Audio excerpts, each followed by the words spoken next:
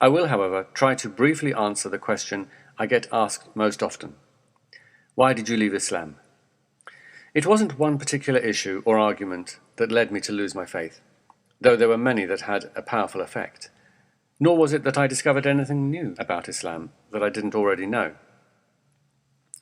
It was basically because of a change in perspective. I started to take a much more critical look at Islam. I'm not entirely sure how or what caused this change, but once it happened, the whole story Islam presented, and which I had for so long taken for granted, began to look increasingly absurd, and my faith slowly began to fall apart. The whole idea that God's ultimate aim for mankind is that they pick the correct, unfounded, dubious, and unsupported ancient claim, so he can eternally reward or roast them, who could easily provide undeniable and irrefutable evidence of his existence, and of what religion is true, but instead keeps himself hidden and ensures there is plenty of reasonable doubt, then makes the punishment for disbelief so obscenely excessive and cruel. A God who does not need worship, yet demands worship, who does not need to create, but does so for the benefit of his creation, even though most of these wretched creatures will not benefit from being created, who wants us to freely choose to love and worship him, yet threatens us if we don't.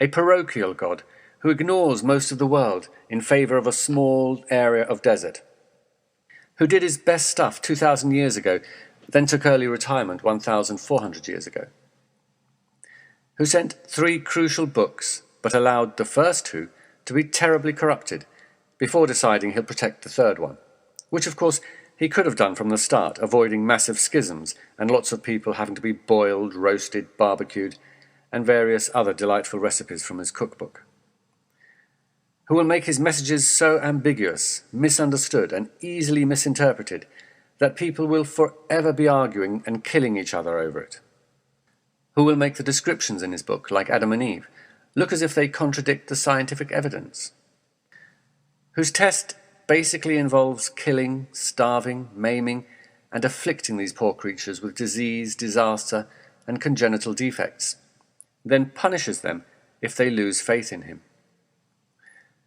who will allow the fundamental criteria for success or failure in this test to largely rest upon where or to whom you are born. But without doubt, the crushing blow to my faith was hell.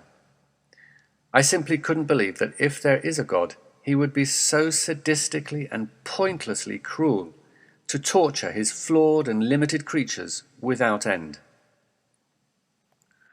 Boiling fluid will be poured down onto their heads, which will melt what is in their bellies and skins. For them will be hooked rods of iron. Whenever in their anguish they try to escape from hell, they shall be dragged back. A fire which encompasses them like the walls and roof of a tent will hem them in. They will cry out for help, but will be granted scorching water like melted brass that will scald their faces, dragged through scalding, fetid fluid and burnt in the fire. As often as their skins are roasted through, we shall exchange them for new skins. No food except pus. The tree of Zaqqum will be the food of the sinners. Like molten brass it will boil their insides, like the boiling of scalding water. It will be said, seize him and drag him into the midst of the blazing fire, then pour over his head the torment of the boiling water. They will be given boiling water to drink that tears their bowels to pieces. Never will it be eased off them, nor will they be reprieved. Never will they get out. Hell for all eternity.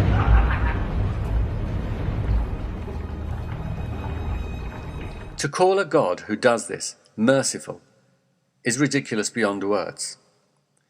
Once I looked at these verses with open eyes, my faith simply collapsed.